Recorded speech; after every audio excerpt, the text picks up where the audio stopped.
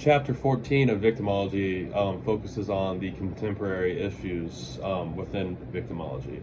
So, first we have hate crimes. Now, when looking at a hate crime, it is any crime committed against a person for characteristics such as like race, religion, sexual orientation, any of that. So, crimes committed because that person has any one of those certain characteristics with them.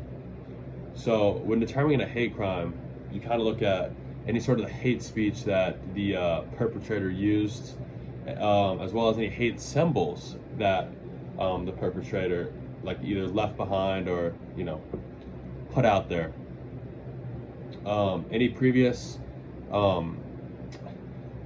history of hate by this perpetrator, and as well as any absence of any other obvious motives outside of hate is also.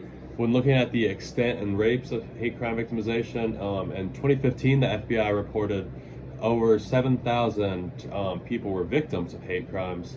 In 2012 the National Crime Victimization Survey reported over 290,000 non-fatal hate crime victimizations in the US, 40% of which were reported to police. When looking at the characteristics of hate crimes, rates were highest for Hispanics when compared to whites and blacks, as well as younger people under the age of 24 have the highest rates of victimization rates. And the kind of types of hate crime that is experienced, anything race, ethnic, or ancestry related, it's about 59% of the hate crimes. Religious beliefs make up about 20%. Sexual orientation, 18%. Gender identity is 2%, and any sort of disability-related hate crime makes up 1% of all hate crimes occurred. In 2015, there was over 1,000 reported victims of anti-LGBTQ hate violence. There were 24 hate violence homicides of LGBTQ people, as well as HIV affected people. Some characteristics of hate crime victimizations. In 2015, it was reported that 32% were crimes against the person, 41% were crimes of intimidation, 38% simple assaults, 20% aggravated assaults, and there were 18 murders and 13 rape hate crimes reported to police.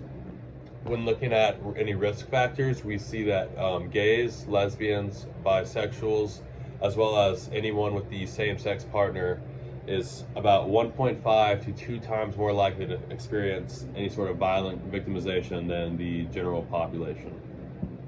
This chapter wraps up by talking about types of human trafficking. So the first one is sex trafficking. This is any sort of human trafficking for the purpose of sexual exploitation. For domestic human trafficking, this is when trafficking that occurs within one country's borders, so like just in the US, for instance. For transitional human trafficking, however, this is when victims are transported from one country to another, so like from Mexico to the United States, from the United States to Canada, Canada to the United States, something like that. For labor trafficking, this is any sort of human trafficking with the exploitation of an individual for labor.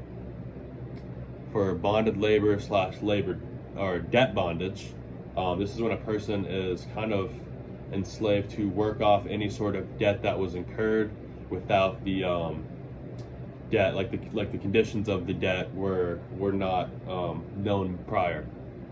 Forced labor is when victims are forced to work under threat of punishment.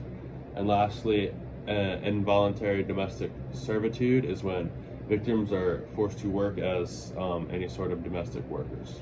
That wraps up chapter 14.